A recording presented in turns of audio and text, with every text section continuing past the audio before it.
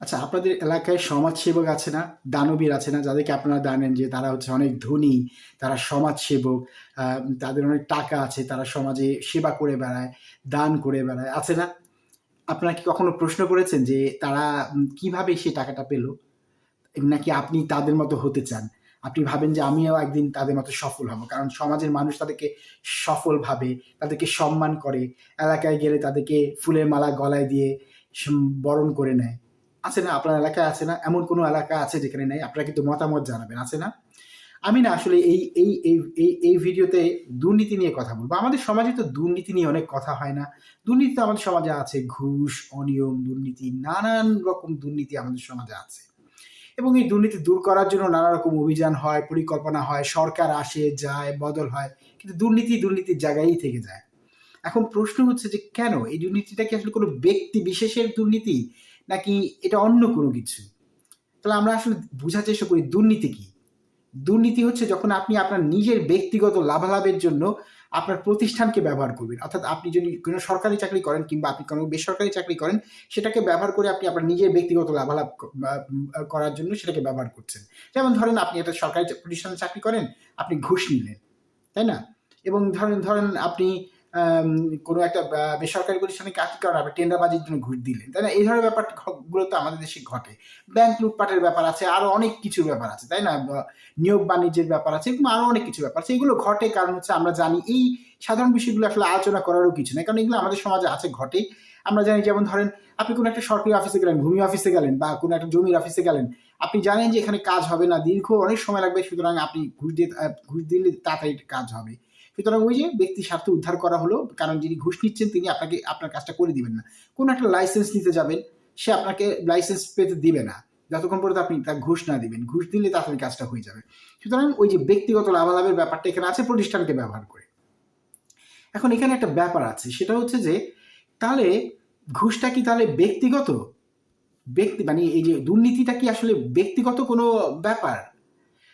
আমি তো সমাজবিজ্ঞানের শিক্ষক। আমি আপনাদেরকে সমাজ দিয়ে ব্যাখ্যা করি। বিশেষ করে আমাদের সমাজে যে ব্যাপারটা ঘটে সেটা হচ্ছে যে কি, দেখেন আমি যদি সমাজবিজ্ঞানের তো নানান রকম তত্ত্ব আছে। তত্ত্বগুলো আপনাদের জটিল তত্ত্ব আপনাদের না বুঝলেও চলবে। সাধারণ একদম সবাই যাতে বুঝতে পারেন।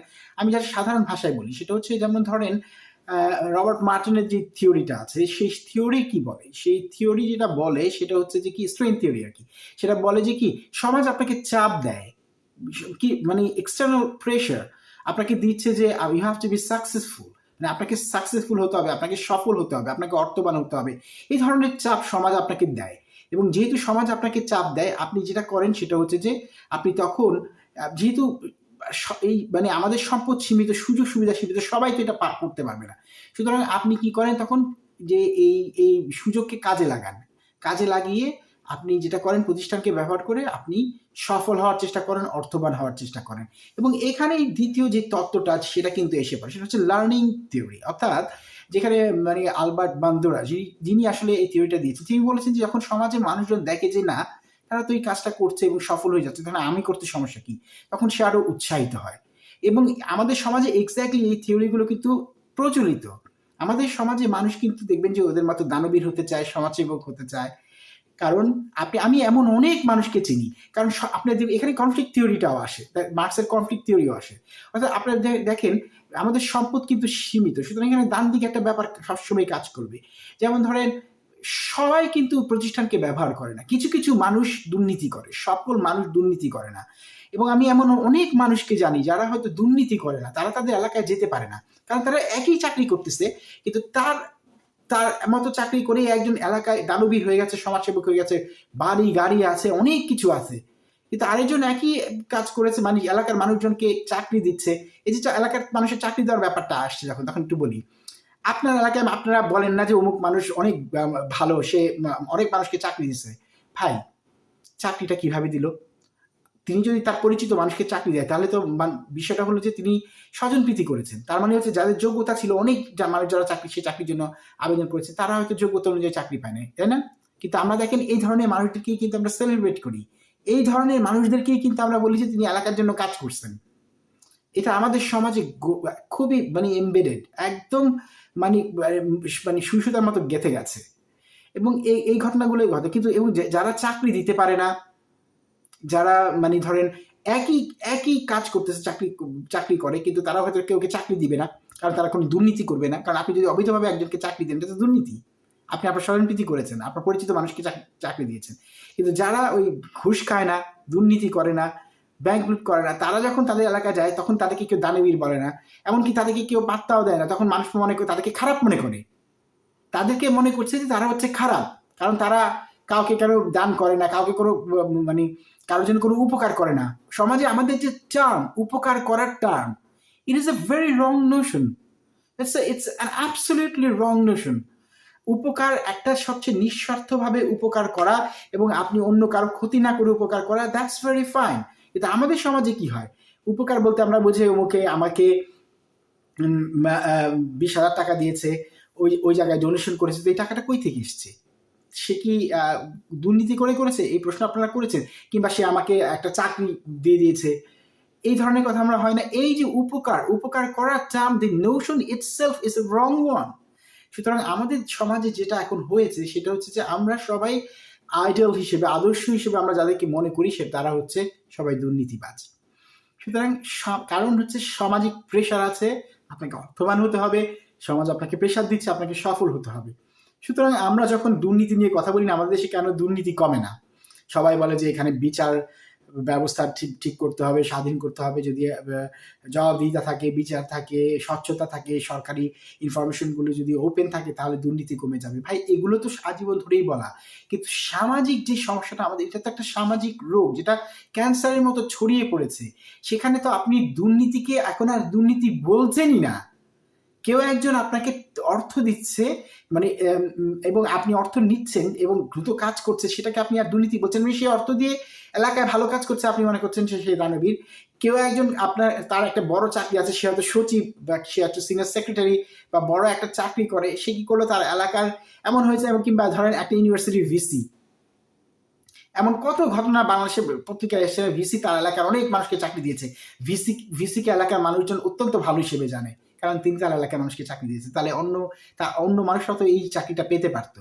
সেখানে তো একটা প্রতিদ্বন্দ্বিতা হওয়ার কথা ছিল, সেখানে যারা যোগ্য, যারা মেধাবী, তাদের তো হওয়ার কথা ছিল, সেটা হচ্ছে না। সুতরাং আমাদের সমাজের পুরো নোশন, আপনি যদি এটাকে সামাজিক সমস্যা হিসেবে মানে মানে মনে না করেন, এবং সমাজে যদি আপনার এই যে আমরা যে ইঁদুর দৌড়টা দৌড়াচ্ছি, যেখানে সবাইকে সফল হতে হবে, সবাইকে অর্থবান হতে হবে, এবং তাদেরকেই আমরা সেলিব্রেট করছি।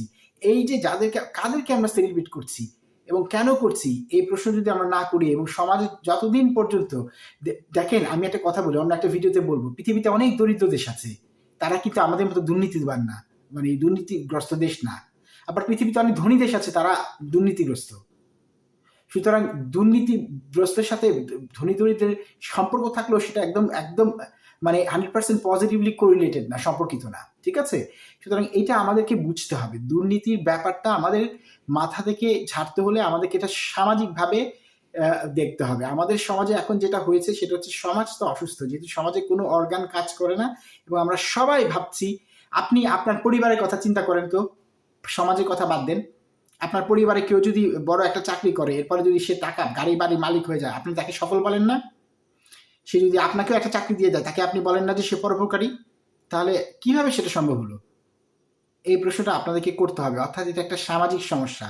আমরা সমাজবিজ্ঞান পড়ি না, সমাজবিজ্ঞান কি কোনো মূল্য দিই না, তো এই জন্য আমাদের সামাজিক সমস্যা এত এখন গভীরভাবে মানে আমাদের গ্রথিত, আমাদের একদম ঢুকে গেছে সমাজের মধ্যে। এটাকে যদি আপনি সামাজিকভাবে কোনোভাবে মানে কাউন্টার না করেন, এটা সমাধানের একমাত্র উপায় হচ্ছে সমাজে, আমি মনে করি, আপনারা হয়তো বলবেন যে আমি একটা ভুল কথা বলছি, কিন্তু আমি মনে করি সমাজ থেকে দানবীর, পরোপকারী এসব সব উঠাই দিতে হবে। রাষ্ট্র প্রতিটা মানুষকে দেখভাল করবে, শেষ মানুষটার মৌলিক চাহিদা, খাদ্য, বস্ত্র, বাসস্থান, সব তো রাষ্ট্র দেখভাল করবে। তাহলে আমাদের দানবীরের দরকার হবে কেন? সমাজসেবকের দরকার হবে কেন? হ্যাঁ, সব সমাজে সমাজসেবক আছে, দানবীর আছে, সেটা ভিন্ন বিষয়, যদি সেই সমাজে দুর্নীতি না থাকে। যে সমাজে দুর্নীতিগ্রস্ত মানুষটাই দানবীর সমাজসেবক হয়, সেই সমাজে আপনার দানবীর সমাজসেবকের কোনো দরকার নেই। রাষ্ট্র যতদিন পর্যন্ত প্রতিটা মানুষের মৌলিক চাহিদা না মেটাতে পারবে, ততদিন পর্যন্ত আমাদের কোনো দানবীর সমাজসেবকের দরকার নেই। মানে দানবীর সমাজসেবক কথাটা এবং পরোপকারী কথাটা সমাজ থেকে উঠাই দিতে হবে। এই সামাজিক বিপ্লব যদি আপনারা করতে পারেন, তাহলেই আমাদের দেশ থেকে দুর্নীতি দূর হবে। নাহলে জীবনেও কোনোদিন এইসব কথা এই বিচার ব্যবস্থা স্বাধীন করেন, জবাবদিহিতা করেন, এই সরকারি তথ্য ওপেন করে দেন, এগুলো করে কিছু হবে না, কারণ it is a social problem and now you're dealing with it in a different way. It's not going to work out. প্রিয় দর্শক, ধন্যবাদ ভিডিওটা দেখার জন্য। ভালো লাগলে অবশ্যই লাইক কমেন্ট করবেন, শেয়ার করবেন এবং সাবস্ক্রাইব করবেন। আগামী দিন আবার দেখা হবে নিশ্চয়ই।